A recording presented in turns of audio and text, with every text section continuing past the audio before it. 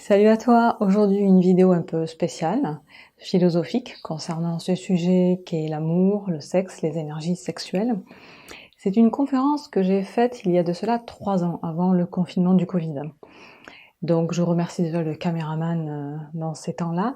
Le son, tu verras, il y a une petite problématique, c'est-à-dire qu'au niveau du micro qui était relié à la caméra, il y avait un peu trop de décibels, donc le son n'est pas terrible, mais on comprend véritablement, bien convenablement, l'ensemble de la vidéo. Alors cette vidéo, à qui s'adresse-t-elle? Eh bien, elle ne s'adresse pas à tout le monde. Cela veut dire que non, rien n'est osé dans cette vidéo, même un enfant peut la regarder. Par contre, elle va s'adresser à un certain public, assez ouvert d'esprit, ni sectaire, ni dogmatique, mais qui recherche un sens très profond, une vérité dans l'histoire de l'humanité. Car, vous comprenez, moi, j'ai toujours vu l'humanité à travers son livre. Donc depuis les années du passé et d'un grand passé jusqu'à ce jour, pour moi c'était comme un puzzle dont il fallait rassembler les pièces afin d'obtenir le tout et de voir ce que donnait et ce que donne ce puzzle. Donc j'ai étudié toutes les civilisations, les cultures, les religions, les courants spirituels, les philosophies, et pour moi, très tôt, très jeune, ça m'a semblé une évidence assez facile. Voilà. Donc je disais que cette vidéo ne s'adresse pas à tout le monde, effectivement. Il faut savoir que dans l'humanité, il existe 3 catégories d'humains. Oui. Ceux qui se situent à la périphérie, donc qui ne donnent qu'à la forme, aux apparences, au corps physique. Ceux qui y assimilent dans leur vie un contenu, donc une âme, mais malgré tout cela, il subsiste encore des superstitions, des croyances, des choses que l'on n'explique pas, ou que l'on est convaincu sans fondement aucun parce qu'on nous l'a dit et qu'on ne fait que répéter avec une grande conviction.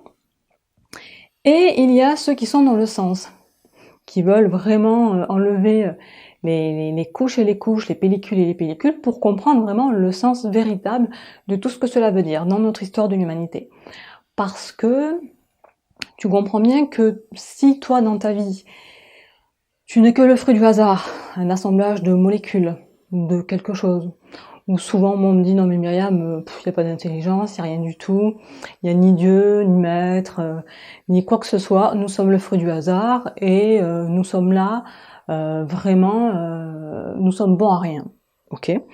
Si tu penses que rien n'a de sens, toute la vie, toute l'histoire de l'humanité, tout ça, ça n'a ni queue ni tête. Donc moi je te dis, passe ton chemin, cette vidéo n'est pas faite pour toi. Si tu as été baigné dans des croyances, dans un peuple, une ethnie, une race, une religion, et que tu t'as posé tes valises comme ça, et que tu te poses pas plus de questions parce que pour toi, c'est la réalité la seule, et il y en a pas d'autre, et quand bien même on te dira autre chose, tu te révolteras parce que tu ne voudras pas entendre autre chose. Eh bien, je te dis, passe ton chemin, cette vidéo n'est pas faite pour toi. Par contre, si tu n'as aucun intérêt, tu as un désintérêt complet, tu veux vraiment comprendre le sens de toute cette existence, tu t'es posé maintes et maintes questions, tu as fait des recherches, et que pour toi, il y a une intelligence suprême qui réside à tout ça, et que toi-même tu es le fruit de cette intelligence, alors cette vidéo ne va absolument pas te déranger. Par contre, elle va déranger ce que j'ai énuméré précédemment, ceux qui sont dans la forme et le contenu, parce que, tel le philosophe, ce que faisaient Socrate et les autres, c'est-à-dire que moi je vais venir titiller, je vais venir pointer du doigt ce que l'on n'a pas l'habitude de voir, de faire, qu'on met sous le tapis telle la poussière quand on faisait une mauvaise femme de ménage, et qu'on se dit bon, on verra rien, de toute façon on n'a pas envie de comprendre, la maison est propre ainsi. Donc pour ceux-ci, ça va être une véritable révolution. Et ça va les embêter, ça va les titiller, ils peuvent même m'insulter. À cela donc, ne t'embête pas. D'ailleurs, tous les commentaires hostiles et qui ne sont pas intelligents, je les efface, je les enlève, parce que ce que je veux, moi, ce sont des individus, des humains forts. Un humain, il faut savoir qu'il a une valeur incommensurable. Mais ça, on veut pas que tu le saches. Et je fais dans ma chaîne des vidéos concernant la santé, le sport, le yoga, la respiration, comment mieux dormir, comment se lever le matin, comment bien penser, comment respirer, comment cuisiner. Si demain je vais te mettre sur ma chaîne la glace végane avec seulement 3 ingrédients ou le pâté vegan aux champignons, ben c'est ma chaîne, c'est ça. Ma chaîne est holistique, elle est polyvalente, elle comprend tous les points de l'existence d'un être humain, car pour moi rien n'est prosaïque, rien n'est stupide. Tant que toi tu vis mieux, tant que tu te comprends mieux, ça pour moi c'est mon objectif, que tu sois plus fort, plus sain de corps et d'esprit. Et un être humain fort peut alors être la clé de toutes les clés dans ce monde, car si on multiplie des individus forts, c'est-à-dire sains de corps et d'esprit, alors il y aura une meilleure humanité, car une meilleure humanité ne peut passer qu'avec de meilleurs humains. On est bien d'accord, c'est une évidence. De toute manière, je donnerai toujours que des évidences. Dans la manière que j'ai de procéder, de présenter la philosophie, je m'appuie rarement sur des citations toutes faites. Effectivement, je pourrais énumérer tel philosophe, telle citation. Je paraîtrais très intelligente. Mais franchement, c'est pas du tout ce que je veux faire. Parce que le plus souvent, effectivement, tu vas être ébahi, tu vas être étonné, tu vas être très intéressé. Mais peu de temps après, que ce soit quelques mois, quelques années, tu auras tout oublié. Mon but, moi, en 2023, c'est que je me sers de tout le passé pour savoir quoi en faire vraiment là, à l'heure actuelle, le ici et maintenant. Nous sommes en 2023 avec un parler simple, direct. Moi, ce que j'ai vécu, ce que j'ai compris, parce que je suis une philosophe qui vit les choses et qui n'aime pas que les énumérer intellectuellement, parce que pour moi, c'est d'un fatigant et d'un désintérêt total. Voilà, je fonctionne comme cela. Donc tu es prévenu à qui s'adresse cette vidéo, donc autant ne pas aller plus loin pour celui ou celle que j'ai énumérée, à savoir que ces 3 sortes d'individus, ceux qui s'intéressent à la forme, ceux qui vont un peu plus dans le contenu et ceux qui vont dans le sens, eh bien dans ces 3 groupes de familles, il existe des sous-groupes, du plus éveillé au plus inconscient, que ce soit dans la forme, dans le contenu et dans le sens. Rien n'est acquis, on doit toujours être sur nos gardes et être très humble et très désintéressé. Parce que dès l'instant où tu es intéressé, parce que tu donnes une faveur, parce que selon une religion, parce que une race, parce qu'un sexe, homme ou femme, parce que du pouvoir politique, parce que l'argent, parce que de multiples choses, eh bien, tu vas rétrécir ton champ de conscience, ton point de vue. Or, il vaut mieux avoir un point de vue holistique et complet, sans se cacher derrière quoi que ce soit, parce qu'on te donne une certaine position sociale, et ce, dans tous les groupes. Donc dans chaque race, dans chaque peuple, dans chaque ethnie, dans chaque nation, dans chaque pays, dans le monde entier, eh bien, il y a ces 3 sortes d'individus. C'est pour ça qu'on ne peut pas catégoriser un peuple, une race, une nation. Non, il y a ces 3 sortes d'individus, avec des degrés différents selon où ils se situent. Et cela explique notre humanité dans laquelle nous vivons. Je souhaite donc à ceux et celles qui veulent regarder cette vidéo d'ouvrir leur esprit, d'être aptes à comprendre et de comprendre que tout ce que nous vivons est une réalité, que même si ça a existé ou pas existé dans le passé, ça nous parle toujours. Car pour moi, tout est mathématique, tout est géométrique, tout est exactitude, tout est pure intelligence. Et on peut comprendre une chose à travers ces 3 niveaux de famille, à travers la forme, le contenu et le sens. Je souhaite une très bonne vidéo, malgré le son comme je l'ai dit, mais on en capte la grande partie du sujet que je vais vous dire là. Et bien évidemment, nous, on se retrouve dans une prochaine vidéo, un second volet, qui complétera celle-ci. Donc si tu as des questions, tu les poses en commentaire. Si elles sont pertinentes, je te mettrai que j'y répondrai à la prochaine vidéo. Si ça ne l'est pas, soit c'est effacé, soit de toute manière je te répondrai.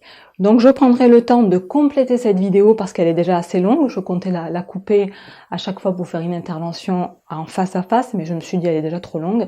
Donc on se retrouve à la prochaine vidéo, je réponds à tes questions, je réponds moi-même parce qu'il faut compléter cette vidéo.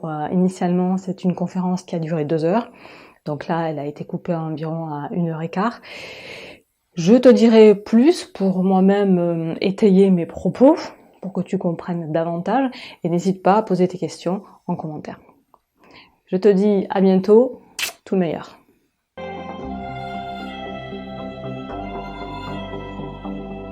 Donc la seconde partie, nous allons parler du sexe.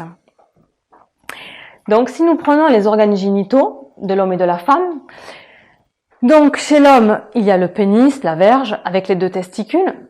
Et c'est bien de voir parce que tout ça, comme je vous ai dit, c'est de la géométrie, c'est de la mathématique. Et donc on va le comprendre. Et les organes féminins, c'est donc le vagin et les ovaires. Donc nous voyons que le sexe de l'homme est à l'extérieur et le sexe de la femme est à l'intérieur. Mais tout ça, c'est très très riche d'enseignements. Ça nous explique déjà le rôle de la femme et de l'homme dans ce monde sur la Terre. Le monde sera donc exprimé différemment selon l'homme et la femme. L'homme sera plus à l'extérieur, des activités extérieures, protecteurs. Et la femme, qui est à l'intérieur, elle est vraiment la protectrice de la maison, du foyer, du feu de la maison, de préserver ceci. Et elle a une vie beaucoup plus intérieure, méditative que l'homme. Effectivement, si nous prenons en mathématiques, je vous ai dit l'intérieur et l'extérieur, donc la verge et le vagin, en mathématiques, on dit que vraiment le pénis de l'homme représente un 1. C'est le 1, vous voyez.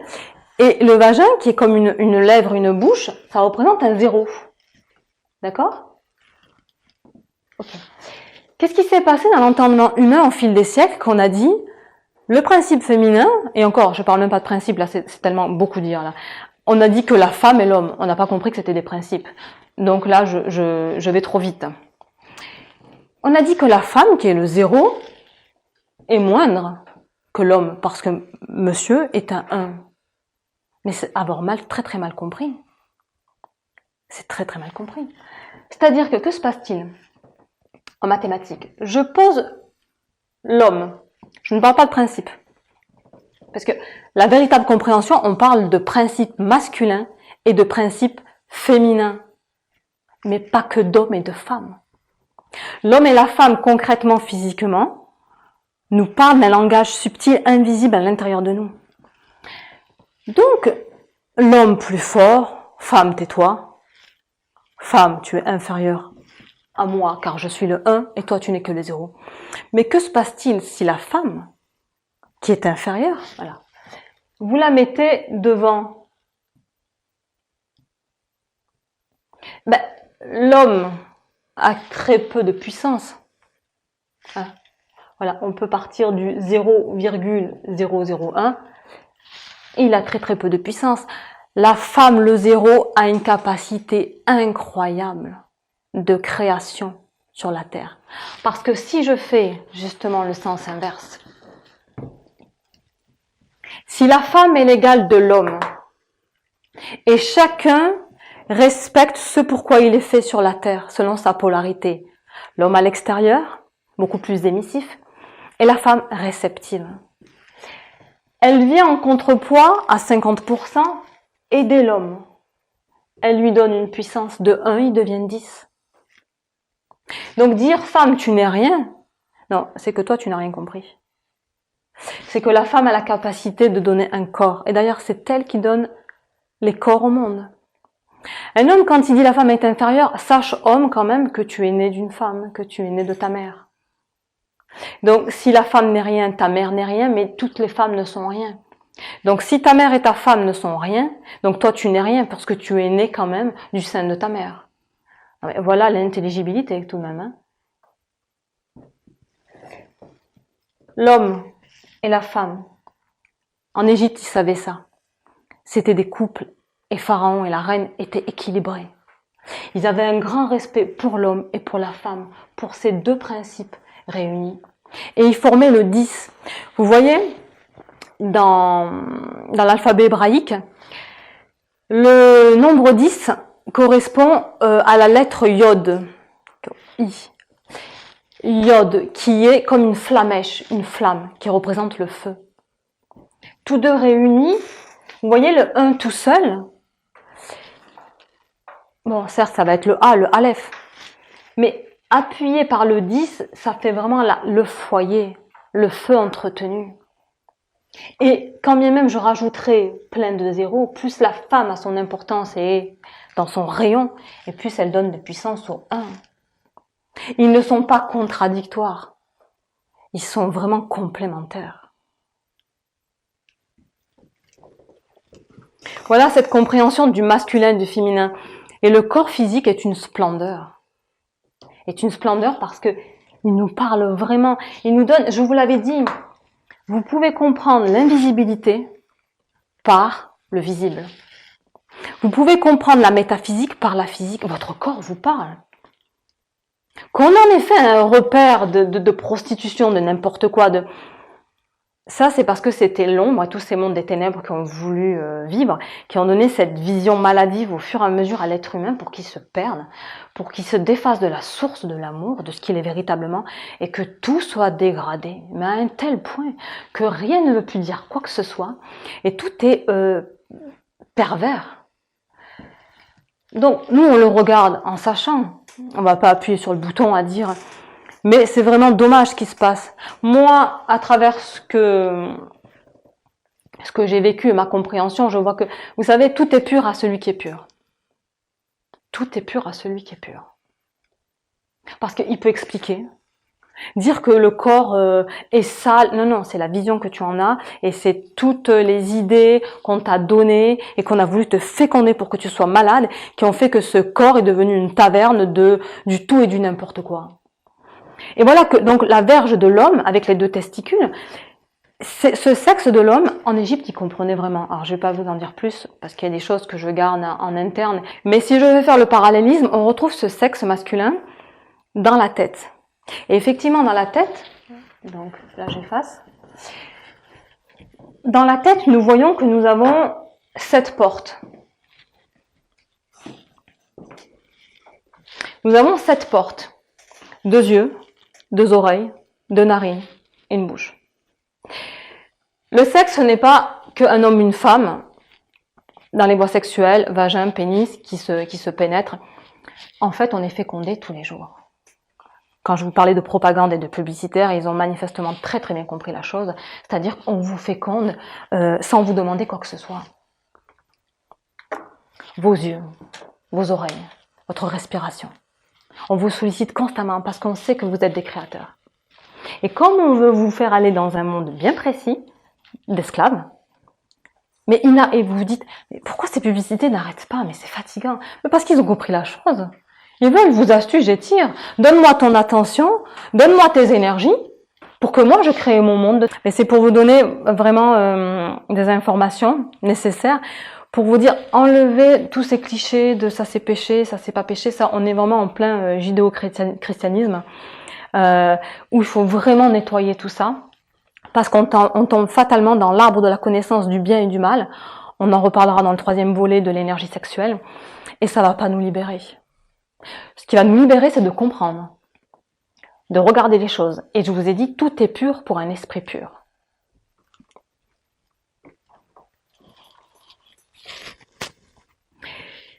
D'ailleurs, dans la Bible, vous vous souvenez, il nous est dit, Ève a été créée avec une côte d'Adam. Mais c'est la même chose. Qu'est-ce que ça veut dire? Je vous ai dit le 1 et le 0. Mais si on comprend ça, Ève a été créée d'une côte d'Adam. Alors les êtres s'imaginent tous physiquement un homme physique. Dieu lui a pris une côte. Il l'a mis à Ève, elle a été créée. Mais non, ça veut rien dire. Ça veut dire le soleil, Adam. D'accord? Je vais prendre une côte du soleil et ça va me faire la lune. Ève. d'accord? Ève a été créée d'une côte d'Adam. D'ailleurs, que fait la lune? Elle redevient donc, elle est croissante, d'accord? Ensuite, elle se remplit de plus en plus. Ensuite, il y a la pleine lune, etc. Et ensuite, elle décroît, elle forme un soleil, elle capte toute la lumière du soleil. Et la femme est vraiment unie à la lune, puisque justement, elle a son cycle menstruel de 28 jours qui va avec la lune. Voilà, c'est ça. On a pris une côte du soleil et ça a été la lune. Et dans notre système solaire, le soleil, la lune et la terre vont ensemble. Ah mais c'est quand même assez... Vous voyez? Et d'ailleurs, voilà, si on continue, ça me plaît parce que vous savez que je connais bien ma Bible, mon Ancien et mon Nouveau Testament. Dans la Genèse, chapitre 2, verset 21, il est dit... Alors, verset 24, « C'est pourquoi l'homme quittera son père et sa mère et s'attachera à sa femme et ils ne feront qu'un. » Et le verset qui suit 25, « L'homme et sa femme étaient tous les deux nus et ils n'avaient pas honte. » Prenons le verset 24. « C'est pourquoi l'homme quittera son père et sa mère et s'attachera à sa femme et ils ne feront qu'un. » Ça veut dire que quand l'homme va prendre un corps, il va chuter du royaume, hein. Il ne sera plus dans le royaume, il vient dans la terre. Et sa femme, en fait, c'est son corps. Alors, autre aussi signification, c'est que nous sommes tous des femmes. Les hommes comme les femmes, en fait, nous sommes tous des femmes.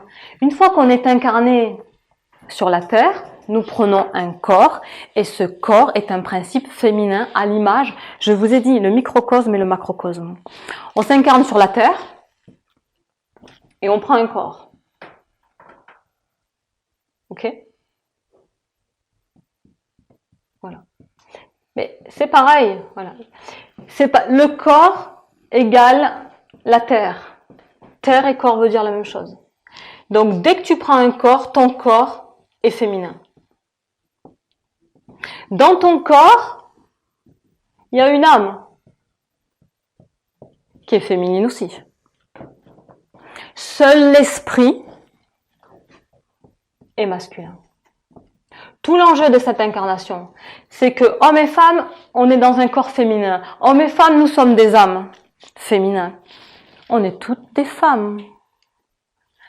Chaque femme que nous sommes, soit nous faisons la reliance du 10, du iode, ce que je vous ai dit, cette flamme en nous, on la ramène et on la fait fructifier en nous, soit on reste à l'état de femme. Et parfois, on annihile complètement notre âme, on n'est qu'un corps. Mais quoi qu'il en soit, on reste femme. Alors dire moi je suis un homme, non déjà, un homme c'est autre chose, on va parler de principe. On va parler de principe masculin et de principe féminin. Parce qu'on est vraiment parti très très loin. Mais il va quitter son père et sa mère, il va quitter le royaume. Il va quitter le royaume et il va être uni et il dit, et il s'attachera à sa femme et ils ne feront qu'un. L'âme sera unie au corps dans cette incarnation et tu te débrouilles. Soit tu laisses périr ton âme, mais tu es marié à ton corps. Ton corps, tu es marié à ta femme, à ton corps. Tu lui dois fidélité à ce corps. Il y a toute une éducation à lui donner. Et ceux qui t'ont précédé, qui s'appellent les maîtres, il y a eu toute une notice. On n'est quand même pas venu sur la terre, on le sait très bien. On achète un appareil, on lit la notice. Bon, comment ça marche? Vous croyez que l'être humain, il est venu sur la terre et on lui a pas dit, bon voilà comment tu dois faire, voilà comment ça fonctionne. Et les maîtres nous ont dit comment ça fonctionne. Et qu'on dise, oh non, mais ça, on veut pas en entendre parler. Mais fatalement, on t'a donné, parce que l'autre synonyme de terre et de corps, c'est véhicule ou voiture. Et on va expliquer avec la force Kundalini, si tu te gagnes ce véhicule, cette voiture ou pas. T'as une voiture. Tu dis, non mais moi, on n'a pas besoin de m'apprendre à conduire. Tu veux pas apprendre à conduire ton corps? Il y a des énergies, il y a des centres, on en parlera avec la force Kundalini. Il y a tout un truc que tu ne connais pas et tu veux pas apprendre à conduire ton corps. Ah mais moi je sais, je mange, je bois, Non, c'est végétatif. C'est végétatif. Tu ne fais que le strict minimum. Entre la vie et la vitalité, ce sont deux choses bien distinctes. La majorité des humains n'ont qu'un faible pourcentage de vie qu'on appelle une vitalité. On vivote en fait. C'est pour ça que le plus souvent on dit nous survivons sur la Terre. Parce que très peu vont à la source de la vie, de l'amour primordial, vont chercher cet amour, le font fructifier et deviennent de plus en plus vivants. Vivants, vivants, vivants. Là, quand on dit il y a des morts vivants et des zombies sur la Terre, c'est ça que ça veut dire. Ils sont avec un faible pourcentage de vie, avec une petite vitalité, et chacun, on se cherche les uns les autres. Tu peux pas me donner ton amour? S'il te plaît, tu peux pas me donner ton amour?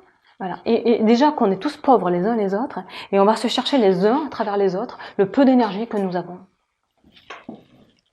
Donc, pas de notice pour comprendre ta voiture. C'est comme si demain je te fous avec une voiture, tu vas en ville, t'as pas appris à conduire, tu dis, je veux pas regarder les panneaux, je sais pas comment la conduire, le premier virage, t'as un accident. Hein. Ça, et j'espère que tu porteras pas préjudice aux autres qui vont à ta rencontre.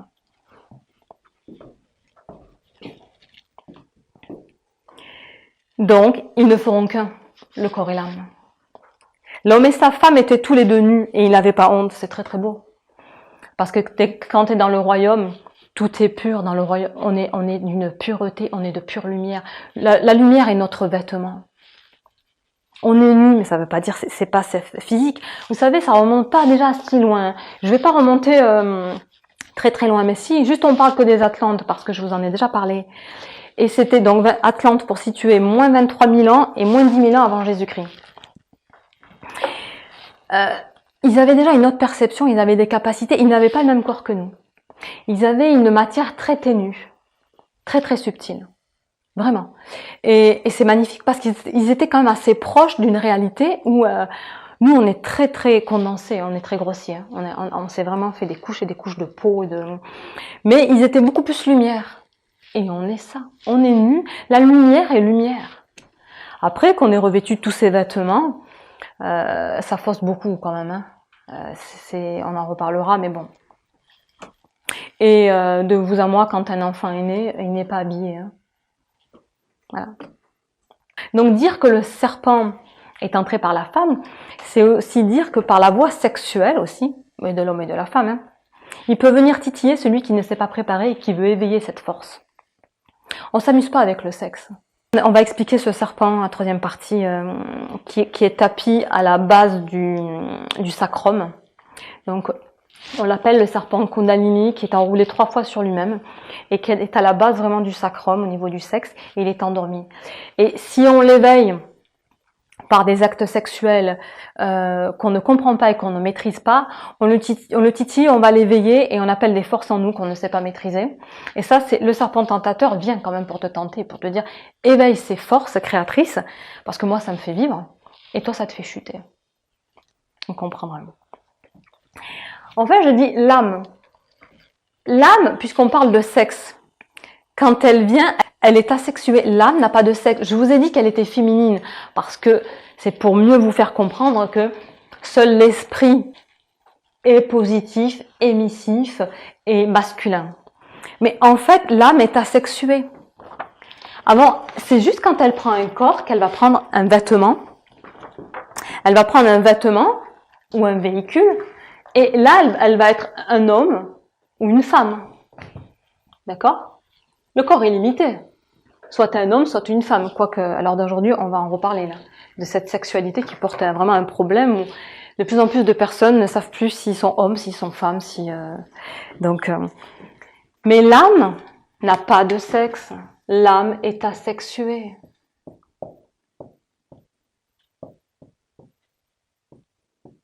Ça, c'est important à comprendre. Elle n'est pas homme, elle n'est pas femme. Elle est androgyne. Et vous allez le comprendre tout à l'heure par la voie du milieu, la voie de Bouddha. Et justement, quand le serpent, mais ça on va l'expliquer avec l'arbre de vie, la voie du milieu et les deux autres voies du bien et du mal, du masculin et du féminin, d'accord? Alors, je ne sais pas si je suis dans mon truc, voilà. Ça, la voie du milieu, c'est la voie à prendre, c'est la voie de l'âme. Elle est asexuée, elle est androgyne. Elle sait marier le masculin, ici à droite,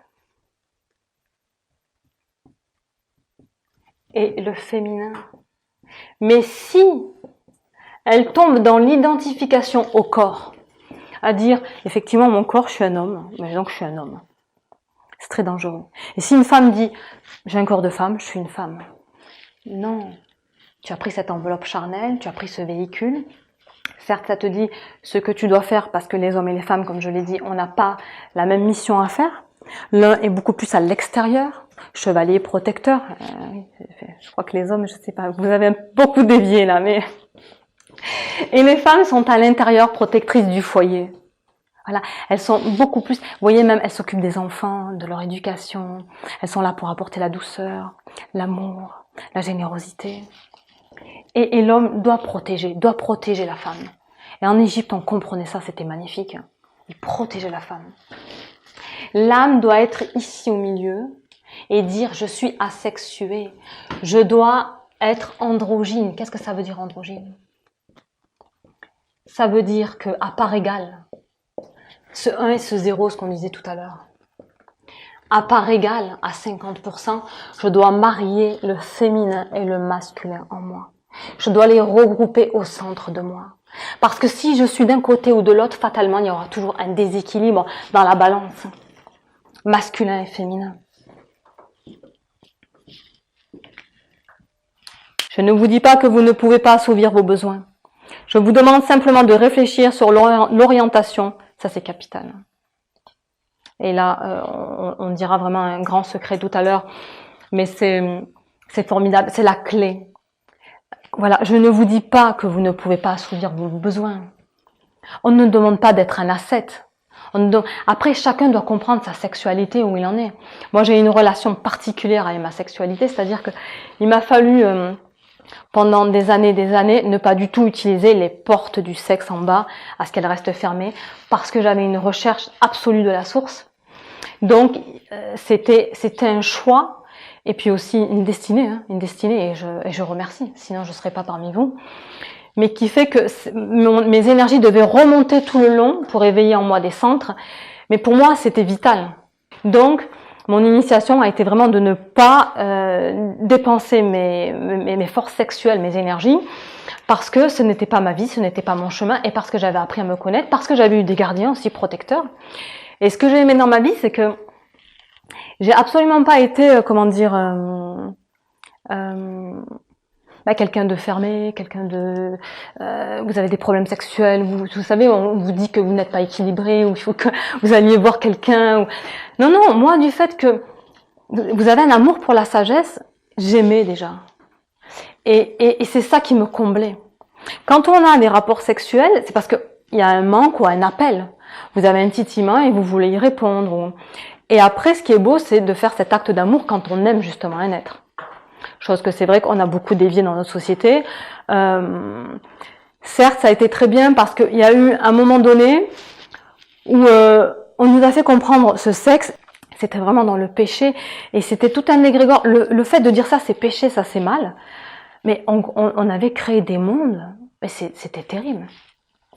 Après, il s'est passé, après-guerre, il y a eu ces trucs flower, peace and love, etc. Et donc, il y a eu ce dégagement de force où finalement tous ces tabous ont éclaté. Et puis, c'était tout le monde couche avec tout le monde, etc. Moi, de ma vision, avant c'était pas bien, et après c'était pas pire. Pour moi, c'est pareil. Moi, j'ai toujours voulu me tenir dans la voie du milieu, ni le bien ni le mal. Et d'avoir un esprit enfermé et sectaire. Le fait que j'avais cette souplesse d'esprit, certes, les débuts, une très très grande discipline, parce que comme je vous ai dit, vous faites pas une aura, une forteresse en 3 jours, il faut des années. Donc vous devez avoir une discipline, d'abord vous êtes comme ça, quoi. Vous voyez? Et le temps que vous avez des gardiens et que vous vous êtes fortifié, alors vous devenez de plus en plus dégagé, vous devenez de plus en plus, vous voyez? Parce que vous pouvez vous le permettre. Mais d'abord, c'est à la citadelle, des gardiens, protecteurs, et vous veillez jour et nuit. C'était ça, veiller et prier. C'était pas je me lève la nuit, je dors pas. Ça veut dire tu fais une pratique, tu fais un enseignement, mais ne t'endors pas. Ne t'endors pas pour ne pas te faire avoir par le serpent tentateur. Donc moi, je dis que c'était très bien. C'est très bien ce qui s'est passé, ce refoulement, allez, le sexe de partout. Parce que c'était pas mieux que cet enfermement. Ah, mais c'est quand même... Non mais... Et ce truc de virginité, je vous ai dit, ce qui doit être vierge, c'est l'âme. Après, effectivement, ton corps, c'est ton temple. Moi, je sais que j'en ai pris soin. C'était mon allié. C'était les énergies du corps. J'ai toujours travaillé avec les énergies du corps. Et il me fallait toute cette quintessence et tout converger vers les mondes supérieurs parce que sinon, la vie ici était invivable pour moi sur la Terre. Donc, c'était mon initiation, c'est comme ça que j'ai utilisé mes forces sexuelles. Et qu'on vienne me dire oh mais Myriam, tu sais pas ce que t'as loupé. Alors toi tu t'occupes de ta vie et moi je m'occupe de la mienne. Parce que je sais exactement ce que je veux et où je veux aller et à qui je veux donner mes énergies et mes forces. Donc on est dans un respect. Moi la grande faculté que j'ai, donc j'ai des défauts, j'ai des qualités. Et très tôt j'ai appris à me connaître. Donc, la plus grande qualité que je puisse avoir, c'est que j'ai une telle empathie pour tous les êtres du monde, que cette empathie m'ouvre un centre qui me fait que je comprends tous mes frères et sœurs. Et que je ne pose jamais un regard de jugement, de critique, de condamnation envers mon frère et ma sœur. Donc, s'il y a ce respect, moi je te fais part un peu de ma vie. Je te demande pas à ce que tu juges ma vie. C'est parce qu'il y a des générations qui arrivent et des jeunes qui ont besoin de repères. Il y a des âmes qui ont besoin de repères quand même. Donc je parle pour ces âmes ou pour ces êtres qui peuvent se trouver à travers moi. Je ne dis pas que moi c'était un bien, moi c'était vital, sinon c'était invivable ici. Donc, voilà, donc on va même pas discuter.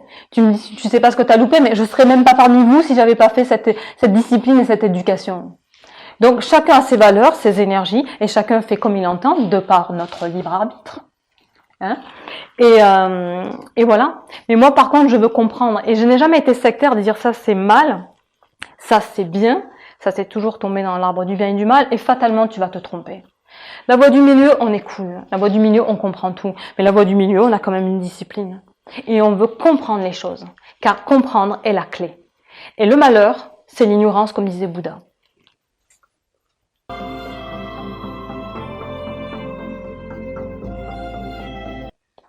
On va le voir tout à l'heure. Rapport sexuel, mais comment converger ces énergies? Car ce n'est pas sans rien. Soit tu peux avoir un rapport sexuel et être inconscient. Comme je vous ai dit, il vaut mieux avoir un rapport sexuel avec une personne qu'on aime, parce que là, on appelle l'amour. Et là, comme je vous ai dit, c'est un état de conscience, l'amour. On y met une pensée, une intention, pour faire converger l'énergie vers le haut de notre être. Et vous allez le comprendre tout à l'heure à travers la colonne vertébrale et le cerveau. Je vous ai parlé de la glande pinéale. Sinon, si tu n'as aucune intention, fatalement, elles vont être dans la kundalini du bas, le serpent enroulé sur lui-même 3 fois, et elles vont converger vers le bas, vers le recyclage. Donc ça va ne servir à rien. L'homme non éduqué ne se concentre que sur l'organe physique et la force qui l'anime. Il veut donner une issue à cette force. Il cherche à éteindre le feu en pratiquant le sexe de n'importe quelle manière, avec n'importe qui. Son but n'est pas d'atteindre la lumière de l'intelligence supérieure. C'est intéressant ça. Mais de trouver le calme. Effectivement, quand il y a le rapport sexuel, son but n'est pas d'atteindre la lumière, dit-il, et un état de calme. On va laisser ça là. Effectivement, l'homme et la femme s'unissent, ils ont un rapport sexuel. Donc ils se mettent en mouvement. C'est la volonté. D'accord ? Ça produit comme quand vous voulez faire du feu. On éveille ce feu. Ça produit un feu. Hein. Donc ça va produire de la chaleur. J'aurais dû le faire en sens inverse, mais c'est pas grave. Mais le but ultime, ils se mettent en mouvement. Il y a de la chaleur.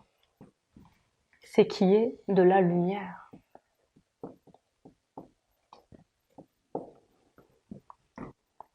La lumière, ça veut dire, regarde, tu as ton corps. Donc là, c'est la région du sexe. Là, donc il y a la chaleur. On va dire que ça monte au niveau du cœur. Hein. Et là, c'est la tête. D'accord ? L'énergie, quand tu l'as réveillée, elle va rester en général que là, mouvement chaleur. Certes, ça va toucher peut-être un peu le cœur, mais vraiment, ça reste là. Alors, le but, c'est qu'elle monte, et elle réveille des cellules dans ton cerveau, qui t'apportent au fur et à mesure une illumination, une lumière dans la sagesse.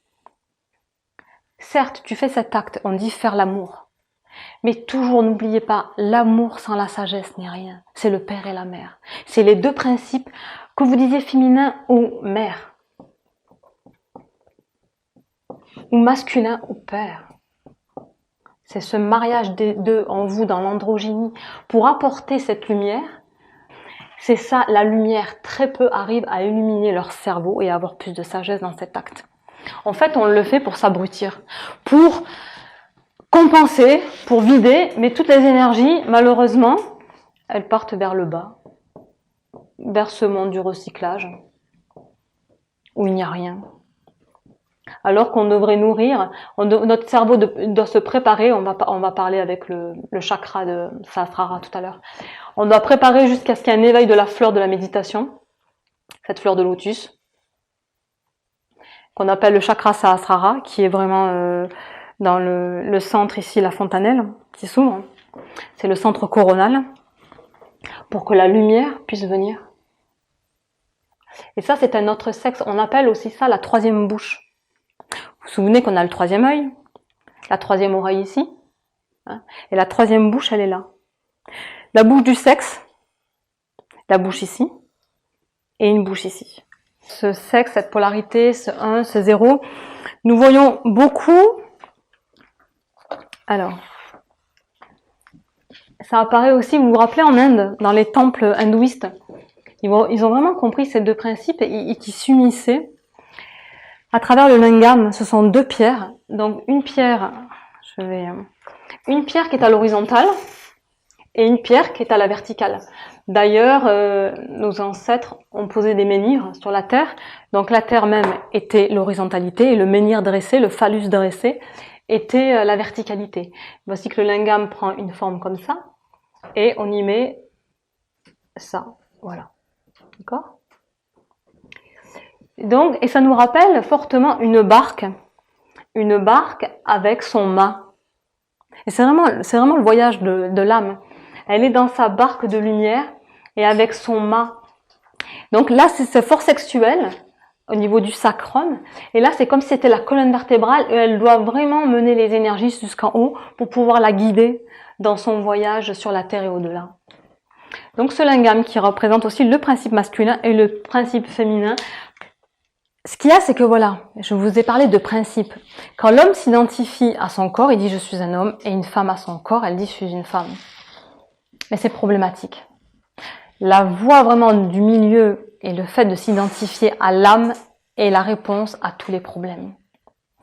Le problème de ce monde, c'est que il y a des êtres qui se sont emparés de ce feu et on appelle ça le feu de la forme. Il fait tout pour que tu t'identifies uniquement au corps et que tu dises je suis un homme et je suis une femme. Ce feu de la forme est terrible parce que c'est à ce moment-là que le serpent il peut venir et il s'introduit en toi. Si tu dis je suis une âme, tu te connais un peu mieux. Mais il faut pas être avec les bisounours, dire je suis une âme et ne pas savoir ce qu'elle est. Et d'ailleurs, sur le fronton du temple de Delphes, je vous l'ai déjà dit, qu'est-il écrit ? Homme, connais-toi toi-même et tu connaîtras l'univers et les dieux. Mais c'est capital, il faut absolument se connaître. Et je vous ai dit, tous les enseignants de l'humanité, les grands enseignants de la lumière, vous ont donné la notice exacte pour savoir comment tu devais faire pour te connaître. Ces ténèbres veulent absolument qu'on s'identifie au corps, parce qu'à ce moment-là, le serpent, il peut rentrer et il se balade, il fait ce qu'il veut. Et c'est le problème de l'humanité. Si tu dis, je suis une âme, et je sais exactement le travail d'androgynie que je dois faire, je dois me polariser à part égale et équilibrer ces deux forces en moi, alors ça va un peu mieux. Qu'est-ce qui se passe quand on s'identifie au corps à l'heure actuelle ? On a beaucoup de dérèglements sexuels. Donc on connaît, il y a les homosexuels, donc il y a les hétérosexuels, les homosexuels, les transsexuels, qui veulent changer de sexe, mais on est toujours focalisé sur le corps. Quand il y a de l'homosexualité, donc vous voyez bien que c'est deux âmes. Parce qu'au-delà du corps, elles connaissent une polarité de féminin, de masculin, peut-être que l'un se complète avec l'autre, et dire tiens, toi tu as ta part de féminité en toi, et moi je suis plus masculin. Et au-delà du corps, de la forme, ce sont deux hommes ou deux femmes, mais ce sont vraiment deux âmes qui se sont unies par rapport à une polarité qu'elles avaient. Et donc ça passe, aussi bien qu'avec un homme, une femme. Donc là n'est pas le problème. Quand un transsexuel ne comprend pas, Parce que de vie en vie, on doit à un moment donné s'équilibrer et prendre à chaque incarnation, quand on s'est parfaitement équilibré, un même instrument, un même véhicule, un même corps, un même revêtement. C'est-à-dire qu'on s'est équilibré et on sera toujours homme parce qu'on s'est équilibré de cette manière par rapport à la mission d'âme qu'on a et la quintessence que l'on porte. Et on s'est suffisamment aussi équilibré devant la vie pour dire je me manifesterai toujours en tant que femme parce que je me suis équilibrée, etc. Certains sont déséquilibrés parce qu'en tant qu'âme, ils devaient apprendre des leçons et ils sont tantôt venus hommes, tantôt venus femmes. Ils arrivent dans cette vie et s'ils disent non mais attends, il y a un problème dans la notice, on m'a donné un corps d'homme, or je suis une femme. Ils ont une réminiscence de vie passée et ils disent je vais changer de sexe, je me mets femme. Et vice versa. Une femme me dit non mais j'ai ce corps absolument pas, moi je suis un homme. Elle se rappelle d'ancienne vie. Mais ce qu'on lui demande de comprendre, c'est cette vie actuelle pour se polariser. Or, c'est pas parce que t'es un homme et que tu vas devenir femme extérieure, tu vas tout faire, que tu vas devenir femme. Être une femme, être un homme, ce n'est pas l'apparence physique. Ce sont des vertus. Je suis femme, je veux devenir homme. Non mais j'ai rien à faire sur mon corps. Après, attention, je vous ai dit, vous avez affaire à une personne qui a une compréhension, une tolérance, une compréhension plus que vous, ce que vous comprenez vous-même ou pas. Et j'aime tous mes frères et sœurs. Et je prends chacun dans mes bras. Il n'y a aucune critique et je vous comprends mieux que vous ne comprenez. Donc c'est ça quand même une merveille. J'explique. Je suis un homme, je veux devenir femme. Attends mon ami.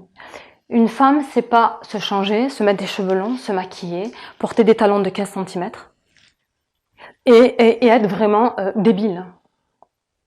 Parce que là, c'est vraiment porter préjudice à la femme qui a déjà beaucoup subi tous les siècles là qu'on a passés. La femme, c'est pas quand même évident ce qui s'est passé. Et de dire je vais me transformer en femme et puis je vais porter maquillage et compagnie et porter des talons, une femme, ce n'est pas ça. On parle de principe féminin. Et un homme, ce n'est pas d'être un gros macho, de dire voilà, j'ai un gros pénis, patati patata, ou je suis grande, j'ai et je m'impose. C'est pas ça être un homme. Reprenons les principes. Une femme, chaque âme, homme et femme dans un corps. Hein. Je vous ai dit qu'on était des âmes asexuées. On prend un corps d'homme ou de femme.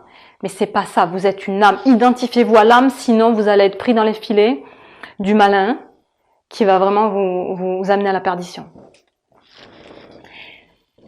Je suis un homme, mais je veux être une femme. Mais c'est ça, t'as tout compris. Mais développe des vertus. Développe les vertus féminines, pardon. La douceur, l'amour, la compassion, la bonté. Développe des vertus féminines, c'est ça, être femme. Qu'importe que tu sois un homme ou pas. La femme, je veux être un homme. Il n'y a aucun problème.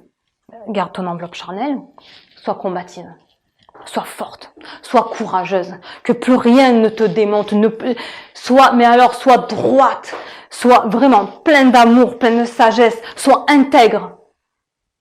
Bon, ben, parfait. Moi, j'ai toujours compris ça. Hein. Moi, mon initiation, depuis l'âge de 17 ans, c'est l'androgynie. Bon, j'ai pas changé d'apparence, je ressemble à une femme. Ok. Par contre, développer ces deux principes puissamment à égale partie en moi. Je suis masculin.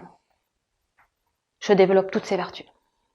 De force, de courage, de témérité. Moi, je n'ai jamais rêvé au prince, à la princesse. Hein. Ça jamais. Alors là, c'est non. J'étais le roi et la reine dans mon royaume, dans mon corps. J'ai tout fait pour être le roi et la reine, c'est-à-dire à part égale. Si tu commences à dire je suis une princesse, j'attends mon prince. Bon, mais c'est que t'en es là et que bon, ben t'as des expériences à faire dans ta vie. Il y a aucun mal. Si t'attends ta princesse, ok, bon, ben attends ta princesse. Mais sache que tout est en toi. Tu dois être une âme complète, parce que le bonheur ne peut être obtenu qu'à l'intérieur de toi. Je vous avais parlé du miroir la dernière fois, mais dans son aspect négatif, avec le miroir de la mauvaise reine de Blanche-Neige. Mais quand je parle d'un sujet, il faut pas le mettre dans... Bon, vous savez, c'est comme une pyramide. Je vous ai parlé du prisme de cristal. Je suis là, je vais vous donner un point de vue. Je vous parle du miroir, il est là. Ça va être le miroir de Blanche-Neige négatif, avec une déformation du regard de l'autre quand il te regarde. C'est ce que je vous ai dit la dernière fois. Mais le miroir, dans son ensemble, n'est pas négatif. Toujours. Si je me mets là, je vais vous donner un autre point de vue du miroir. Sache que ce qui est à l'intérieur de toi sera fatalement à l'extérieur de toi. N'attends rien de l'extérieur. L'extérieur n'est qu'un miroir. Je vais effacer. L'extérieur, quand tu comprendras ça, tu vas te libérer, mon ami. Mais grandement. L'extérieur n'est que le miroir de ton monde intérieur. Si tu rêves quelque chose à l'extérieur, tu vas toujours rêver. Il ne va rien se passer. Et quand bien même tu vas obtenir ton désir, ton souhait, tu vas repartir dans l'autre monde, mais ça aura été à l'extérieur de toi. Tu vas rien amener. Seul ce que tu as fait à l'intérieur de toi, dans ton centre, tu vas pouvoir le ramener. L'extérieur est un miroir qui répond à ton image. Si tu te cherches fatalement à l'extérieur de partout, dans des miroirs, bon, tu vas te trouver, mais tu vas être éparpillé. Or, la capacité, le pouvoir, c'est qu'à chaque fois, tu te recentres. Tu te recentres. Et l'extérieur ne fera à chaque fois que refléter ton intérieur. Donc le prince et la princesse, mais c'est magnifique, c'est toi. C'est toi, polarise-toi. En prince et princesse, en masculin, en féminin, en roi et reine. Comme ça, quand tu pars de l'autre côté, t'emportes tous tes trésors et tu reviendras avec. Mais si c'était qu'à l'extérieur, t'as la grande maison, t'as le mari, bon, c'est très très bien. Peut-être par rapport à tes vies passées, etc. Mais ça t'empêche pas, fais ton travail sur toi pour que justement tu reviennes avec ce capital qui est à l'intérieur de toi. Car seul ce qui est à l'intérieur de toi t'appartient. C'est pour ça que les ascètes enlèvent tout ce qui est à l'extérieur. C'est-à-dire, non mais je vais pas me faire, rien ne m'appartient. Mais la chose magnifique, c'est que finalement, après l'intérieur, en fait, l'extérieur, tout appartient. On dit à celui qui a vraiment fait une vie intérieure, rien ne lui appartient et pourtant tout lui appartient. Moi, je ne connais pas le manque. Le manque, je ne le connais pas. Parce que comme il m'a fallu la source, etc., mais c'est pas le manque, il n'y a rien à voir avec le matériel. Mais rien à voir du tout, du tout. Mais le manque, la frustration, même moi, quand j'ai cherché à aller vers la source, parce que c'était capital pour pouvoir vivre ici, mais parce qu'il me fallait tout. Mais c'était pas que les petitesses du monde des humains, là. Mais pour moi, ça allait pas m'alimenter, ça allait pas me nourrir, ça allait pas m'équilibrer, ça allait pas, et c'était seul le travail sur moi-même. À l'âge de 14 ans, ouais, c'est ça. Je me suis regardée, voilà, mon expérience, je t'en avais parlé, Steve, hein. Je me suis regardée dans un miroir à l'âge de 14 ans. Et là, j'ai eu une grande révélation dans ma salle de bain. J'ai vu des forces me traverser. Et j'ai vu les forces me traverser de ma famille. Et j'ai vu qui se manifestaient, notamment mon père. J'ai vu que j'étais pas maître en ma demeure, qu'il y en avait plusieurs qui m'habitaient. Et je me suis regardée, j'ai dit, t'as 14 ans, Myriam. Alors que ta vie, elle soit longue ou elle soit brève, tu sais pas, hein, donc tu vas peut-être vivre longtemps ou peut-être de manière écourtée, je ne sais pas. Hein. Mais quoi qu'il en soit, ce temps que tu as, non mais tu vas pas subir ça. Alors tu vas faire un travail sur toi, et tu vas plus subir toutes ces forces. Et tu vas faire un travail avec les vertus. Voilà, pour moi, ça a été le grand... Et tout sera vraiment à l'intérieur de toi de par ton travail. Personne ne pourra faire ton travail à ta place. Alors ça fait peur, mais ça va pas faire peur. C'est splendide. C'est le véritable travail. Là, le chômage, vous ne le connaîtrez pas. Non mais c'est magnifique. Le chômage, non mais dans cette vie, il n'y a pas de chômage. Il n'y a pas d'ennui. Alors moi, je sais pas ce que je me suis jamais ennuyée. Hein. L'ennui, je sais pas ce que c'est. Le manque, je sais pas ce que c'est. Non mais vous voyez. Et après, je vous dis pas parce que j'ai un cerveau déformé moi. Hein. Mais j'accepte ma déformation du cerveau. Tout ce que comprennent les humains, je le comprends à l'envers. Mais moi, ça me va. C'est ma singularité, je la garde. Donc, continuons.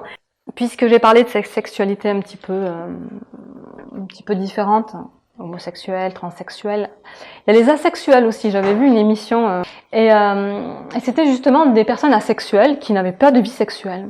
Et certains dans le groupe extérieur, là, on appelle ça le public. Alors déjà, la personne se lève, elle parle, tu vois déjà qui elle est. Hein. Ah mais je comprends pas. Comment ça se fait que tu n'as pas de vie sexuelle? C'était ça. Mais c'est pas possible, c'est pas possible. Et la personne essayait d'expliquer. Ben voilà, je suis parce que j'ai pas assez besoin, parce que voilà, pas tel. Et comprendre. Ah mais moi je comprends. Mais non, tu peux pas comprendre, bien sûr. Parce que toi déjà, tout est désordonné, tu n'es pas structuré, donc tu ne peux pas comprendre. Que tu aies les rapports sexuels, que tu le fasses avec amour, avec un être, et que tu converges ça vers le haut, d'accord. Mais que tu dis, tu sais même pas ce que c'est, d'où ça provient, quelle énergie c'est, et que tu mets tout au recyclage, et que tu dis à la personne justement qui a une intuition mais qui ne sait pas justement parce qu'elle n'a pas d'enseignement de la lumière, c'est ça qui est malheureux. Elle dit je suis asexuelle parce que ça m'intéresse pas, etc. Mais elle n'a pas l'enseignement pour pouvoir expliquer, pour être forte, pour être un masculin, pour dire écoute mon gars, je sais exactement ce que je fais, t'as rien à faire dans ma vie, je converge mes énergies vers le haut, je suis ni dans l'arbre du bien ni dans l'arbre du mal, je suis sortie de tout ça, je sais exactement où je veux aller, donc tu me laisses, mais la personne elle n'a pas ça. C'était des personnes qui savaient pas. Mais c'est beau parce qu'elles gardaient une pureté, une candeur d'âme. Et vous en faites pas à d'autres qui ont une vie mais complètement dévergondée, décousue, et qui donnent leur jugement. Non mais je m'en fous de ton jugement, tu te le gardes. Donc je parle aussi pour ces gens-là. Si vous ne donnez pas une orientation à ce feu de l'amour par une voie de la sagesse, c'est pénible. C'est dommage, parce que vous avez un capital, mais c'est pénible. Ça ne veut pas dire qu'il ne faut pas avoir de rapport sexuel, pas du tout, du tout, du tout. Moi je vous dis, je tombe dans aucun filet, moi, de l'oiseleur. Hein. Celui qui en a besoin, qu'il le fasse avec amour, en conscience, qu'il élève les énergies. Tout est sain, tout est pur, à l'esprit pur. Et petit truc quand même, donc on a vraiment un grand respect pour les enfants et il n'est pas question de pédophilie. Ça c'est quand même un truc quand même de taré quand même. Hein. Parce qu'à l'heure actuelle, les gouvernements qui veulent faire passer la sexualité à 13 ans, je sais, et tu ne touches pas l'enfant, on est d'accord. Ça c'est inadmissible. Je voulais juste soulever ce point. Qui était Hathor? Hathor, elle était la déesse de l'amour, la déesse de la beauté, la déesse de la danse. Et elle était vers la fin de sa vie, elle était même, ce qui est le contraire quand même, hein, la représentante, au même titre que Osiris, on disait l'Osiris pour le défunt, et la défunte, on pouvait l'appeler l'Hathor. Elle accompagnait vraiment les morts aussi. Mais elle est vraiment connue pour sa joie, pour sa danse, pour sa beauté, et la déesse de l'amour, et notamment de la sexualité. Donc vous voyez la vache Hathor, la déesse de l'amour, de la sexualité, ce deuxième signe zodiacal qui est le taureau, et qui s'apparente au cou, dans le corps chez l'être humain. On peut voir ça aussi, comprendre cette force d'Hathor à travers cette sexualité, à travers le Minotaure. Vous vous souvenez ? Dans la mythologie grecque, le Minotaure est un homme avec une tête de taureau et il est enfermé dans un labyrinthe. Et donc c'est Thésée qui va libérer ses semblables, ses jeunes frères et sœurs d'Athènes. Et grâce au fil d'Ariane. Ariane, c'est l'âme. Le fil, c'est qu'en fait, elle a toujours gardé le lien avec l'esprit. Le taureau, c'est les forces sexuelles, le minotaure. Et le labyrinthe, c'est le corps physique. Vous voyez, tout ça, c'est toujours initiatique. Donc, on a ce taureau, cette vache comme Hathor à travers le minotaure. Moïse a été initié au mystère d'Hathor. Quand il était petit, il était très fougueux, très violent, très violent. Et il a eu une éducation avec un groupe de femmes qui lui a apporté beaucoup d'amour et beaucoup de douceur. Et il a maîtrisé ce serpent de la terre, donc il se tient vraiment à la force Kundalini, à l'horizontalité au niveau des forces sexuelles, dans le plexus sacré. Et donc il a été initié à tous ces mystères, et justement donc au mystère d'Hathor. Et c'est pourquoi, dans la Bible, il est dit, à un moment donné, quand il monte sur le mont Sinaï, il redescend, et voilà que le peuple, au lieu de prier, la grande majorité a écouté la voix des ténèbres, ils sont complètement dans une folie incroyable, et ils ont fait un veau d'or. Et là, à partir de ce moment-là, Moïse a interdit ce culte du veau d'or parce qu'il savait que c'était les forces d'Hathor, lui-même ayant été initié à ça. Parce que la contrepartie, si tu ne maîtrises pas cette force, tu ne la converges pas vers le haut, donc en pente ascendante, mais que tu la mets vraiment en pente descendante vers le bas, eh bien tu appelles des forces obscures. Moïse a vu ça, il a interdit ce culte parce que ça amène une sensualité et une sexualité débauchée. Donc, on a dit qu'il y avait Hathor, la vache, le minotaure, le taureau. Un autre animal qui est spécifique aux forces sexuelles maintenant, vous le savez, dans le zodiaque actuel, du bélier jusqu'au poisson, c'est le scorpion. Le scorpion représente les énergies sexuelles. Il est même situé dans le schéma de l'homme, il représente les organes génitaux de la femme et de l'homme. C'est le scorpion. Et ce scorpion, on te dit, soit tu stimules le feu et tu te tues toi-même, soit tu stimules ce feu, tu l'élèves dans ta colonne vertébrale, tu lui donnes des ailes et il devient un dragon ailé. C'est le but, en fait, de cette énergie sexuelle. Il est dit que le scorpion se donne la mort. Bon, on sait actuellement que c'est pas vrai. Le scorpion ne se donne pas la mort volontairement.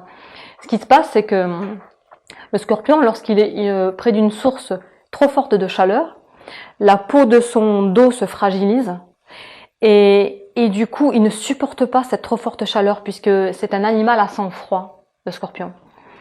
Donc, il ne supporte pas cette chaleur, il en est très sensible et il a une vésicule où il y a son venin qui se rapproche de son céphalothorax, ce qui fait qu'en fait, il va s'injecter lui-même le venin, mais de par la trop grande chaleur du feu qu'il a à ses côtés. Donc si vraiment on veut le sauver, on le sort de là, on le plonge dans l'eau et il meurt pas.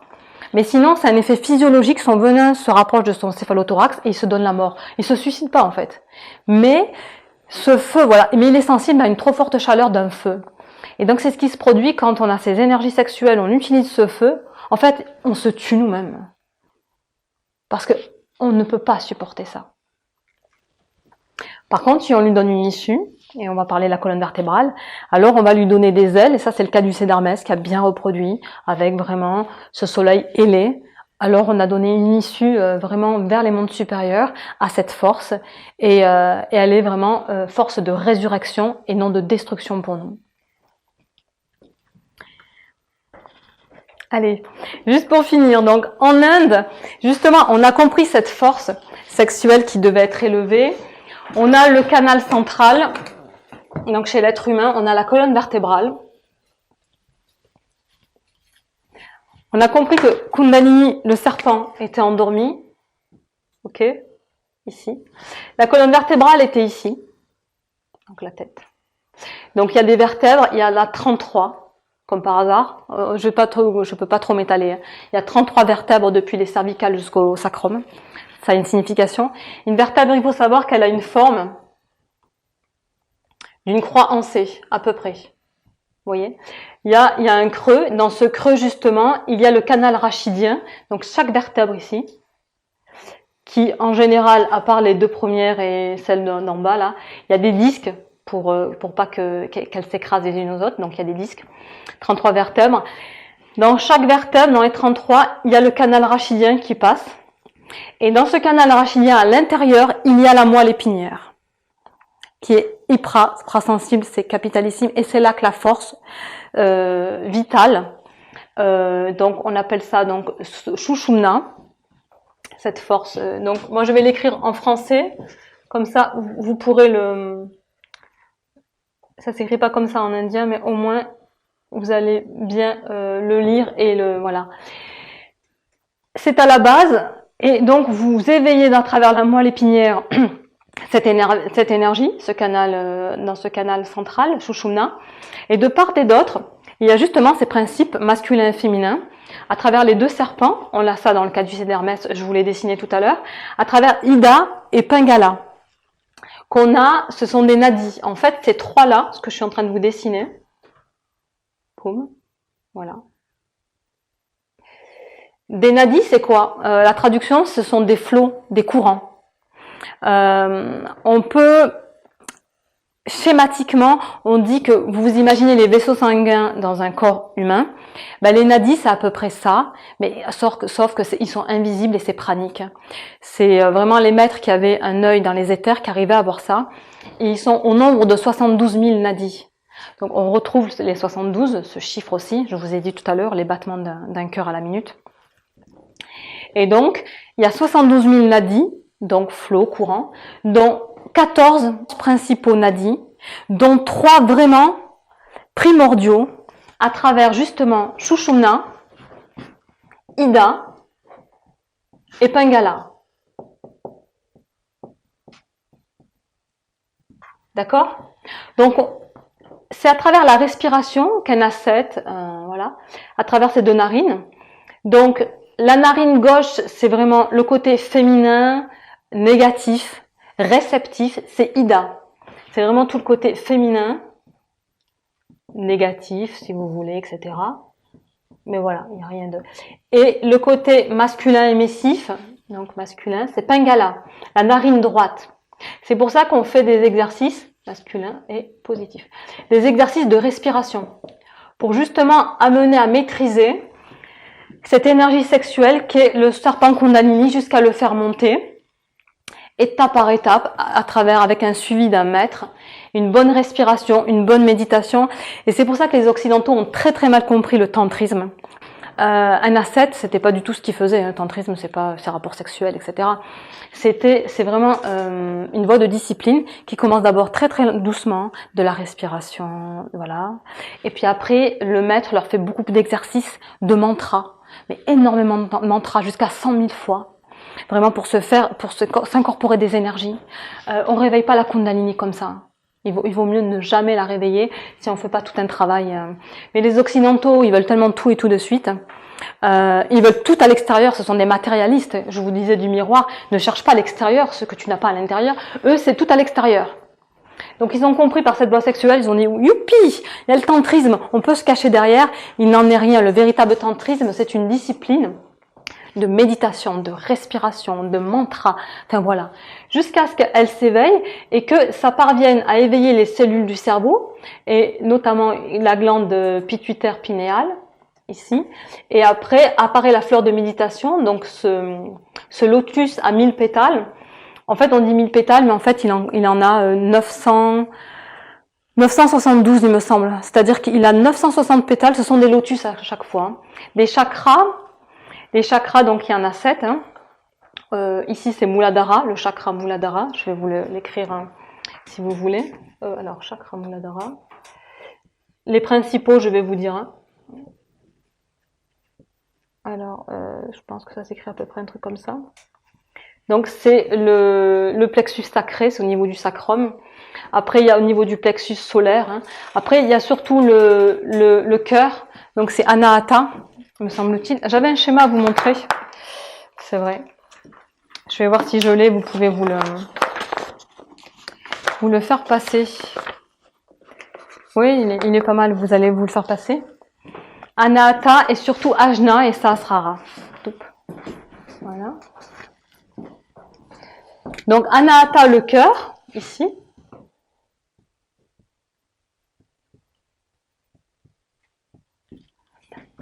Ajna, c'est vraiment le 3e œil.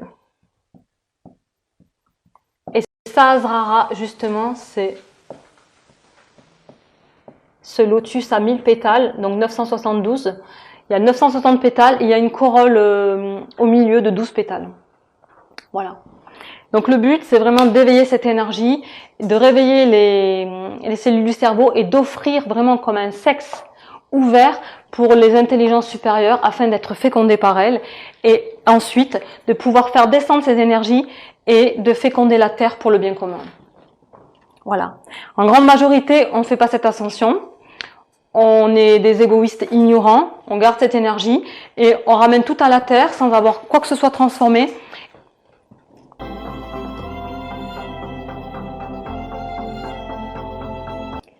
Le contraire de l'amour, nous l'avons vu, c'est son frère, la haine. Car tout marche par dualité. Il y a un et son contraire. L'amour reste l'amour. Il n'écoute pas la haine. Il dit, Même si les humains se sont détournés de moi, je resterai ce que je suis dans mon rayon et je leur offrirai cette flamme, cette lumière qui ne tarit jamais. Nous sommes dans une école sur la terre et nous devons apprendre par la sagesse. Et nous allons reprendre un thème, justement la philosophie. Qu'est-ce que la philosophie? Alors moi j'ai fait des études de philosophie à l'université et je les ai fait non pas mécaniquement, mais je savais que j'avais déjà depuis petite un amour pour la sagesse. Être philosophe, comme disaient Platon et Plotin, et moi je l'ai compris ainsi, c'est pas être philosophe et faire de belles phrases, comme dans la Grèce antique, ou plutôt donc au temps de Socrate, donc vers les moins 400 avant Jésus-Christ et au temps de Platon. Il y avait les philosophes tels que Socrate, Platon qui a créé l'académie, et il y avait les sophistes qui n'étaient pas des philosophes.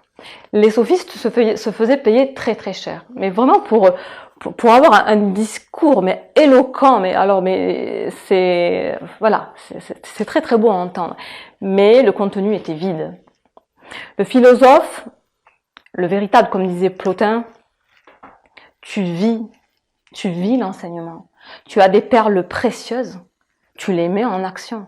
Et donc j'étais en fac de philo, mais c'était mortel. Non mais j'ai vécu vraiment un moment, mais c'est terrible.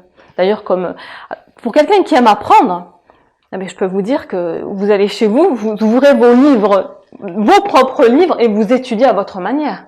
Et j'ai appris la philo, mais c'était mortel. Mais c'est pas comme les jeunes le disent. Hein. Moi, quand je dis mortel, c'est vraiment la mort. C'est vraiment la mort. Ça veut dire que vous êtes une amoureuse ou un amoureux de la sagesse.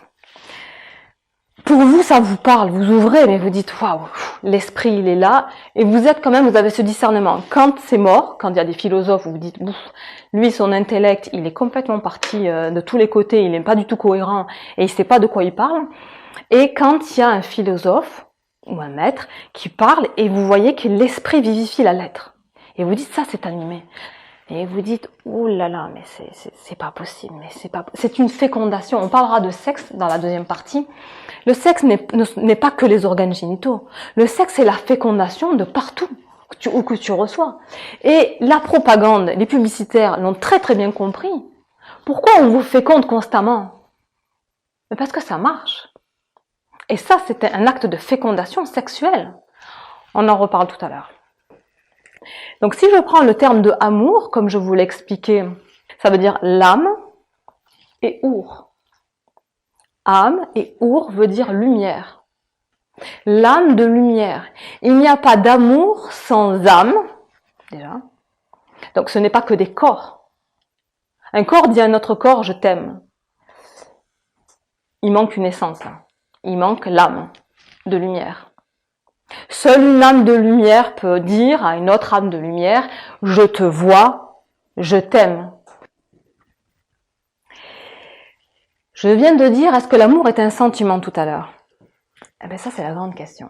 Eh bien je vais vous apprendre que l'amour n'est absolument pas un sentiment. Ce n'est pas une émotion. L'amour est un état de conscience. L'amour a des degrés et des degrés de conscience. C'est une vibration. L'exemple d'une tour ou d'un building. Il fait par exemple 150 étages. Je mets chaque personne à un étage, du premier jusqu'au 150e étage. Si je demande à chacun de me donner son point de vue, ce qu'il voit à l'horizon, ou proche de lui, chacun va me dire quelque chose. Chacun donc n'est pas dans le faux, chacun est dans le juste, chacun a raison. Mais il va me donner son point de vue, son niveau de conscience, sur l'échelle de conscience. L'amour est ainsi. C'est un état de conscience. Plus tu t'élèves, plus ton point de vue sera élevé. Mais plus grand sera ton amour. C'est ça. C'est un état de conscience, ce n'est pas une émotion. Dans le Nouveau Testament, Saint Jean écrit « Là où il y a la peur, il n'y a pas l'amour. » Ce sont deux choses incompatibles. Soit ton maître c'est l'amour, soit c'est la peur. Et la peur et l'amour régissent dans le cœur. Je vais brièvement dans la cosmogonie rosicrucienne. Lorsque l'être humain a été créé dans les ateliers du Seigneur, c'était une perfection, une splendeur. Tous étaient émerveilleux de ce que l'être humain avait été créé. Et la particularité de l'être humain, c'était d'avoir, et c'est d'avoir, c'est toujours d'actualité, on est d'accord, le libre arbitre, cette liberté de choisir. Dès qu'ils sont apparus, malheureusement, il s'est passé quelque chose. Donc tout le monde était émerveillé de cette nouvelle création. Mais une partie a tourné son regard vers la source, le jardin de la source, de l'amour, et l'autre, de par sa liberté naissante, a eu un moment d'hésitation. Dans ce moment d'hésitation, il s'est passé quelque chose d'incroyable, puisque ce nouvel être qui était créateur, et qui avait cette liberté de choisir, il s'est créé derrière lui, avec cette hésitation, un être, derrière lui, une ombre. Cette hésitation a créé une ombre, mais qui vivait, vraiment, de l'énergie de cet être humain naissant. Cette hésitation, donc, a créé le doute. Le doute, et ça nous le connaissons dans notre humanité, le doute dans l'intellect, dans la pensée. Cette hésitation s'est transformée et descendue dans le cœur de l'être humain en peur. La peur dans le cœur. Le doute et la peur ont créé un enfant dans la volonté, dans le centre de la volonté de l'être humain, qui est justement cette volonté humaine, qui n'existe pas. Parce que, certes, l'être humain avait la liberté, mais en étant toujours relié à la source. En mettant son regard, sa présence, ses énergies, son amour à la source. Et alors, jamais il ne se tarissait. Mais ayant coupé ce lien avec la source, il avait cette volonté de choisir, puisque c'est la particularité de l'être humain, mais cette volonté humaine coupée de la source devait vivre par elle-même. Et cet être de l'ombre qui avait été créé voulait absolument vivre. Et au fil du temps et des siècles et des millénaires, a assujetti l'homme pour pouvoir vivre à son tour. Et ça me rappelle, alors je ne sais pas si vous connaissez, peut-être qu'il y en a un ou même celui qui regardera cette chaîne. Je me souviens quand j'étais jeune, j'avais lu un livre, j'avais adoré. Et c'était une histoire justement de ça où il y avait un être humain et son ombre. Et à la fin finalement du livre, c'était fâcheux, mais c'était l'ombre qui était vivante et l'être humain était mort.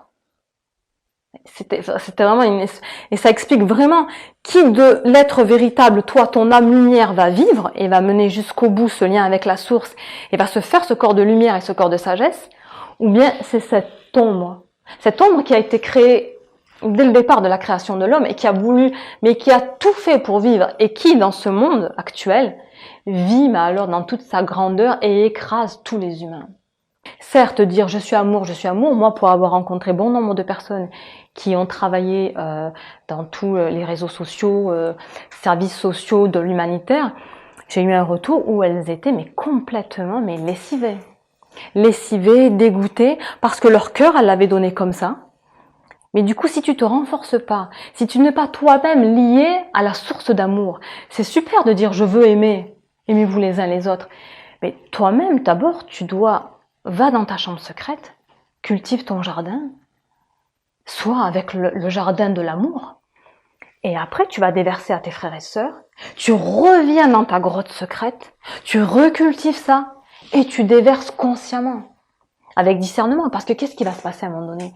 Tu vas donner un petit peu, puis tout ton bras va être pris, puis tu vas couler, et puis tout ton corps, et tu vas partir. Oui, c'est ce que je disais, ce livre, c'est l'ombre qui va prendre le dessus en toi, c'est-à-dire que mais tu vas tellement être vidé de toi-même, et que tu vas être comme un mort-vivant, la vie va te délaisser. Comme je vous disais, l'eau, la vie, l'amour, c'est la même chose. Donc je reviens à dire, ne donne pas ton cœur à quelqu'un. Ne donne jamais ton cœur à... L'amour, ce n'est pas ça. Ne donne jamais ton cœur à quelqu'un. Que quelqu'un vienne. Tu es amour, tu as travaillé sur toi et tu veux donner. C'est magnifique, c'est ce qu'il faut. C'est en donnant qu'on reçoit. Mais tu dois recevoir de la source. Moi, j'ai toujours travaillé ainsi. Je n'ai jamais rien attendu des humains. Parce que très jeune, et je le dirai peut-être dans la partie 2, je savais exactement ce dont j'avais besoin et pour vivre sur la terre, il m'était impossible de vivre sur la terre. Je préférais 1000 fois mourir tellement il y a un décalage énorme. Vous venez avec votre âme, Vous venez dans un royaume, mais complètement, mais de fou. Non mais vous dites, on s'est trompé soit d'adresse, soit je me barre. Non mais vraiment, et moi ça a été mais d'une pénibilité. Surtout quand, oui c'est ça, quand on vit avec son âme, quand on vit pas avec son âme, et que ce royaume te va, ce tout et n'importe quoi, bon mais c'est très bien. Donc moi il a fallu, je vous dirai en deuxième partie, j'ai eu toute une éducation et je me suis énormément isolée. Et quand je me blindais, je travaillais avec la source, j'allais vers mes frères et sœurs pour leur donner. Mais je n'attendais rien des humains. Comment tu veux demander à ton frère, à ta sœur, alors que lui-même n'est pas lié à la source, alors que lui-même est pauvre? Il ne sait pas qui il est, il ne sait même pas qu'il est une âme de lumière, il n'est pas, mais parce que vous savez la force qu'il faut. Mais vous savez l'aura qu'il faut, la forteresse qu'il faut vous faire, et le temps que ça demande. Et tous me disent, mais Myriam, mais on est trop pris par ce monde. On nous laisse pas de temps. Ah ben parce qu'on nous laisse pas de temps. Alors est-ce que tu es réellement libre? Est-ce que ce libre arbitre qu'on t'a donné dès que tu as été créé dans les ateliers du Seigneur, est-ce que tu l'utilises finalement, cette volonté humaine? Je fais ce que je veux. On en reparlera tout à l'heure. Je fais ce que je veux. Mais la phrase qui suit, c'est ça qui est marrant. C'est, oui mais bon, c'était plus fort que moi. Ah, donc il y a quelqu'un plus fort que toi dans ta volonté, qui te fait faire des choses que tu ne veux pas. Mais c'est plus fort que moi, je me suis remis à fumer, bon mais c'est plus fort que moi, bon mais j'ai bu, c'est plus fort que moi, ça, c'est qui est plus fort que toi? Demande-toi, qui t'habite alors? Donc tu n'es pas maîtresse en ta maison, je parle au nom de l'âme. Donc, conseil, ne donne pas ton cœur à quelqu'un. Tu gardes tous tes organes, tu gardes tous tes centres. Par contre, tu donnes les fruits de ton arbre qui s'appelle l'amour. Tu as cultivé, tu dis, viens dans mon jardin, prends des fruits. Mon amour, je te le donne comme ça, c'est un partage. J'ai plein d'arbres, et même je vous apporte des paniers, je viens à vous et je vous nourris. Mais si la personne, parce qu'il y en a qui vont venir, elles vont venir dans votre jardin, elles vont dire, oh mais c'est plaisant ce que tu as là. Elles vont commencer à prendre tous les fruits. Puis ensuite, elles vont commencer à dire, c'est pas mal, je vais tailler les arbres, mais qu'est-ce qui va te rester toi? Mais qu'est-ce qui va te rester? Elles vont faire un saccage dans ton jardin. Et soi-disant, par bonté, par pur amour, je te donne tout. Non, non, non. Tu donnes les fruits de ton travail, mais garde le précieux, garde les arbres pour continuer à fructifier. Qu'est-ce qui va se passer fatalement si vous donnez votre cœur à quelqu'un? Ben, il va se passer qu'il va en avoir deux de cœur. À un moment donné, il va pas savoir quoi en faire de ce deuxième cœur. C'est comme ça, c'est les humains. Il faut pas non plus, on n'est pas des utopistes. À un moment donné, c'est embarrassant d'avoir deux cœurs. Donc il va dire, écoute, bon, moi je laisse tomber, hein. Parce que fondamentalement, on ne peut pas avoir deux cœurs. Par contre, on peut avoir les fruits de l'amour. Et on peut être touché par quelque chose. Quelqu'un peut nous dire quelque chose.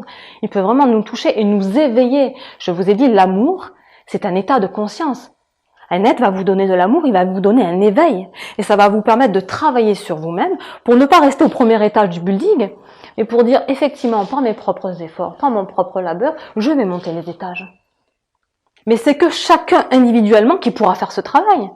Vous n'allez pas dire à quelqu'un, je te mets au 150e étage, mais déjà il pourra pas. Dans le troisième volet, on verra avec la force Kundalini. Mais déjà il pourra pas parce qu'il va brûler, il va s'incendier. C'est étape par étape, et ça c'est une question individuelle. Donc tu gardes ton cœur et tu donnes tes fruits. Et tu t'occupes toi de faire fructifier ton jardin, parce que non seulement ça va être un bien pour toi, mais pour tous les autres. Tous les êtres qui t'entourent directement et indirectement. Tu seras un soleil qui rayonne pour le bien commun.